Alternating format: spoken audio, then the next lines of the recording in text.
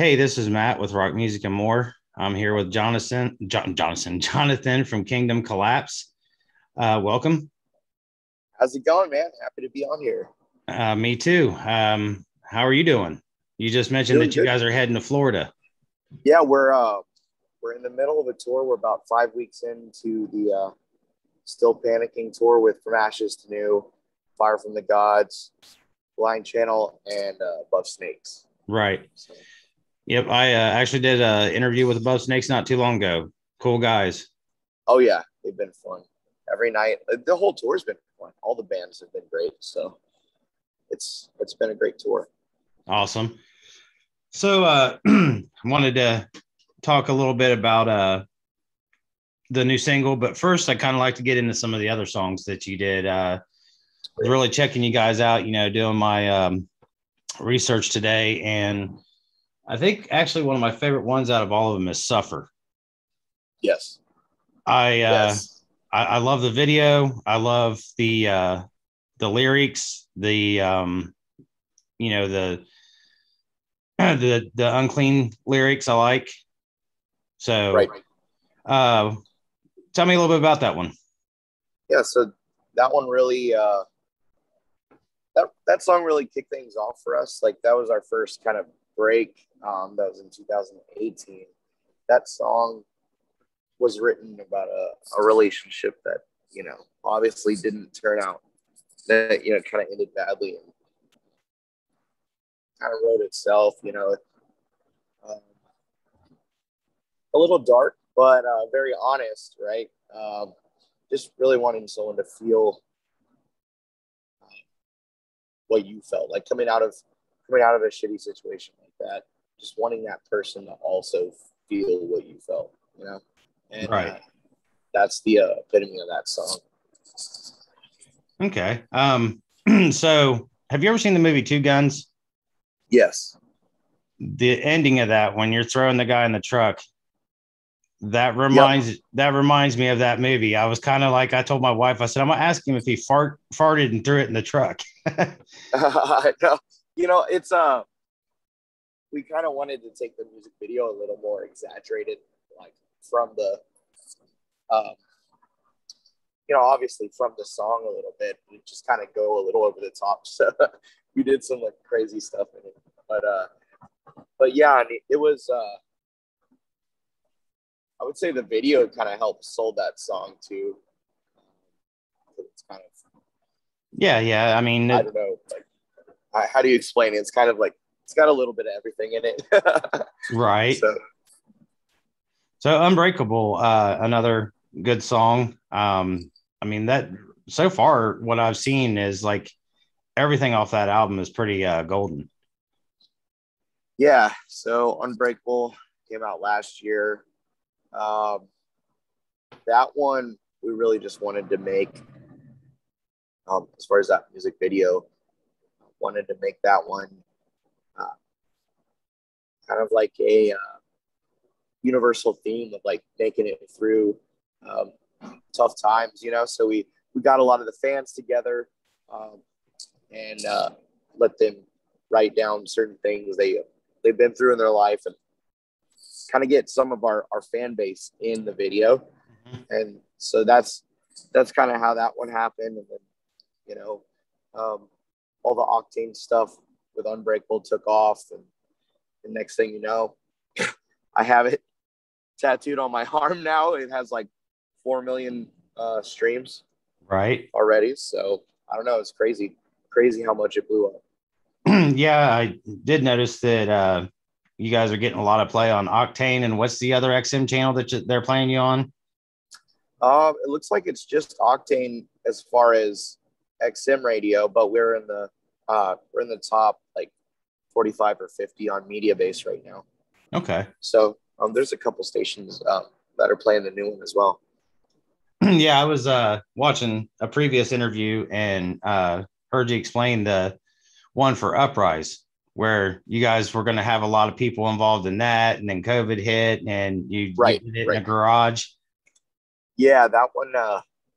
So basically, Unbreakable is kind of a continuation of that initial idea we were going to do with Uprise, right? We were going to get people involved. The next thing you know, the whole country shut down, the whole world shut down. And so we're like, shit, how do we even do this? Because it was the first week of the quarantines when we were supposed to shoot the video. And then they had all these mandates where it's like, no groups larger than 6. Well, it's like the 4 or 5, the whole band, and then the videographer. Like, how do we get anybody else? But yeah, so we had to reschedule that a couple different times, and then it boiled down to the only thing we could do was shoot a video at home. So we shot the video at our video guy's garage. Okay. Just got a shit ton of music or a newspaper, made a box, put the band inside of it, and shot a video, you know? Hey, simple works, man. It was a good video. Yeah. It turned out cool. And at the end of the day, it just has to look cool. It doesn't have to be the most grand, setup. So. Yeah. So the new one, Save Me From Myself. Yes. That one was actually the one that Shauna sent me. She sent me the press release, and be honest, I hadn't heard anything about you guys before that. And when she sent that to me, I was like, oh my God, you got to get me these guys. Because that song is just like, it spoke to me. There's been times that I'm like, okay, save me from myself, and the video, again, killer video. So how'd you guys, is that kind of a same scenario of, a past relationship, or how did that one come about? That one is really just written from it. I'll back up. Every song, every Kingdom Collapse song is written pretty straightforward. I mean, from real life, real experiences, like I don't really write anything too abstract. So more than likely, you're gonna get the message. You're gonna get the, you're gonna get what it's about pretty quickly, right? So, Save Me From Myself is just written about, when you're in that place where you need help, or you need your friends or family or whatever. Then I feel like a fuck up, or I feel like I need help. You know what I mean? Right. That's what that song's about. So really, the video is just going down that. We actually brought back Jazz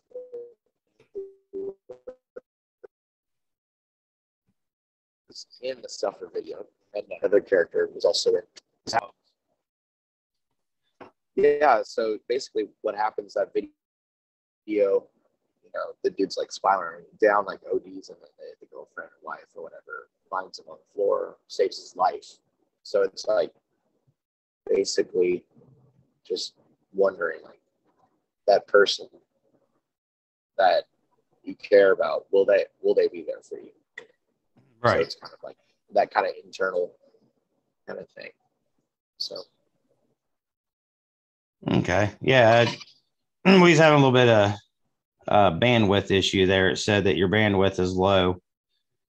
So that kind of came out a little jumbled up. See, can you hear me? Yeah. Okay. Yeah. So where did you lose me? Right at the beginning when you started to explain it. Okay. Yeah. So Save Me From Myself was written about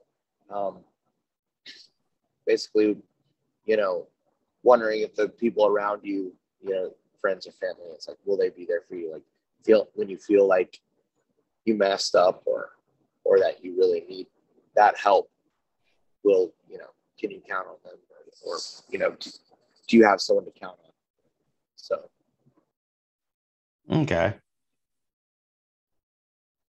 So one thing I did notice, and I didn't, I couldn't tell if it was the earbuds I had in or what, but then when I kind of listened to it through my phone,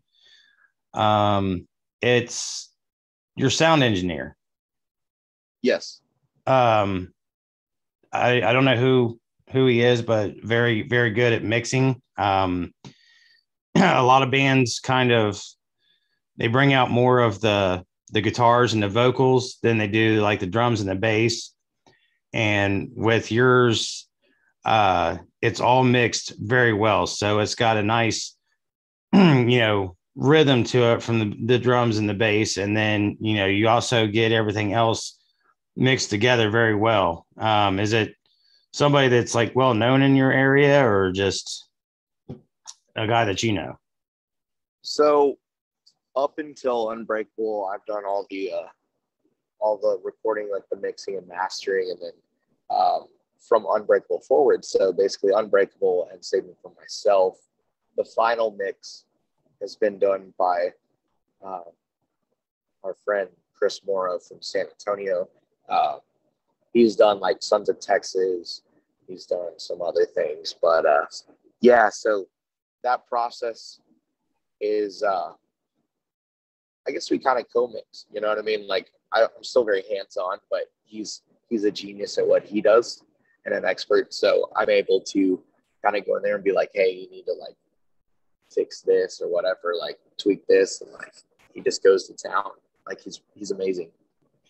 Yeah, hats off to both of you, because like I said, it's something that I really picked up on, and I thought, hey, I like that, how it's got just a full on everything. You got everything coming at you, and it caught my, I guess you'd say, my music ear. Yeah, I like to make sure it hits hard, like, so having a lot of bass and a lot of like kick drum, and just having it real in your face. I like mixes like that. So is it, when you play live, is it cranked up like that too with the bass that, Oh yeah, you can feel it in the audience? Oh yeah, we try to get that bass pretty hot in the mix. No, I noticed, was it was it the bass player or the guitarist? And I couldn't really see. I was actually driving when I was listening to it. And the one for that does the unclean vocals, or do both of you do it? Well, so David does a lot of the vocal parts. Like we trade off sometimes. And yeah, it's our guitarist. Okay. David, and then we got Aaron on bass, Elijah on drums, and yeah. So as of right now, me and David handle all the different vocal parts. Okay. Yeah, because it just, that's kind of just like the new thing. You got to have some unclean vocals. You got to have some, I think a song with a good breakdown in it is good. Yeah. So after your this leg of the tour is done, what's up next for you? So we have a couple other tours that are unannounced that are going to happen in the spring and summer. But in between that, wrapping up the full-length album, working on a couple new tracks when we're home for a couple weeks, and trying to make as much headway on that as before we leave for another tour. So, it's good. There's a lot of stuff going on right now. So, any plans of coming through the Midwest? Yeah.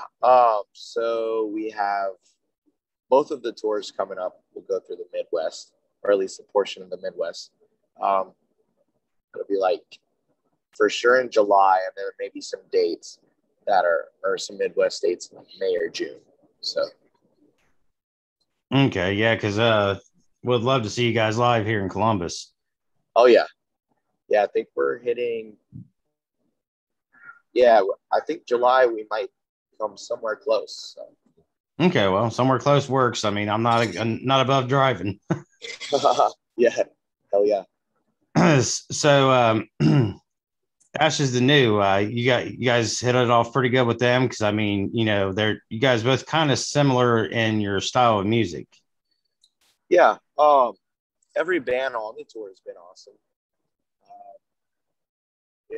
Everyone's cool. Everyone's like kind of younger, up and coming.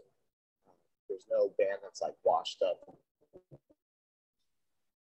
It's like everyone's pretty cool. We've really hit it off with Fire from the Gods, being another Texas band. Mm-hmm. So we came to find out like we live like 30 minutes from each other, and it's just a small world. Yeah. You know? Let's see. I'm actually supporting you. I got the big Texan shirt on. Oh, hell yeah. You ever been there? No, I haven't.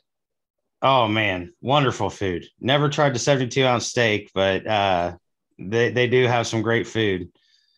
Yeah. So San Antonio, that's an interesting place for, you know, a rock band. You're probably surrounded by a bunch of country, aren't you? Yes. You know, in Texas, it's a lot of country. Or when you go out to eat, when you go, you know, out, you know, anywhere, it's country. Like you're just gonna hear country everywhere. But yeah, I mean, there's some rock bands that there's a decent scene, I guess. You know, I mean, San Antonio is a little heavier, I would say. Have a lot of metal bands, but yeah, for rock, there's not a whole lot doing what we're doing. Okay. I guess there's some in Houston, there's some in Dallas, but San Antonio is more just like metal, country. Austin's weird. You know, I don't know. Yeah. Yeah. So I'm sorry. Go ahead. yeah, it's a little more spread out. And we found like when we go to the Midwest, it's like musically, it feels like home. Like everyone's just like ready to eat it up. So Yeah, I mean, a lot of musicians that I have talked to talk about how Columbus is, you know, a big, you know, rock metal town. yeah, And I mean, you'd think that, I don't know, Ohio's kind of a little country, you know. I mean, you don't have to go very far from here to see farms and cow tipping and all that good stuff. right. I mean, we got some great venues here. The Newport Music Hall, actually the oldest operating rock venue in the United States. Yep. They just opened one called King of Clubs. It's great. Went there and did an interview with a band, and you know, nice venue. So it's pretty decent around here. And I mean, speaking of rock bands from Texas, I actually did an interview with Post Profit out of Houston the other day. Oh yeah. Talked to Matt. He's pretty cool dude. So after I mean, what's your future plans? You guys got any more music that you're writing for another album, or are you still just working on finishing up everything else? Yeah, so we're working on finishing up this first full length, and that'll come out sometime in the fall. And then immediately after that, around the touring, you know, start working on new stuff for after that. But yeah, I mean, this album is first priority, finishing that up. Around all these tours we're getting, which is, it's a great thing. Like our schedule is filling up, you know, and there's a lot of momentum, but there's a lot of work to be done. Okay. And just one other thing I want to talk about, the cover of Saliva's Always. Yeah. How did that come about? So that was just really for fun. I had recorded that, or part of it, a while back, and then during COVID, figured, hey, I ought to just like finish this up and just for fun, do a little video for it, and put it out. That's what we did. You know, it was like, it wasn't any kind of like single or big push. It was just like for fun. You know, I love the song, like, and everything. And Paul from Saliva actually is a good friend of us, and kind of gave their official blessing on the song, or our cover of it. And yeah, we just put it out and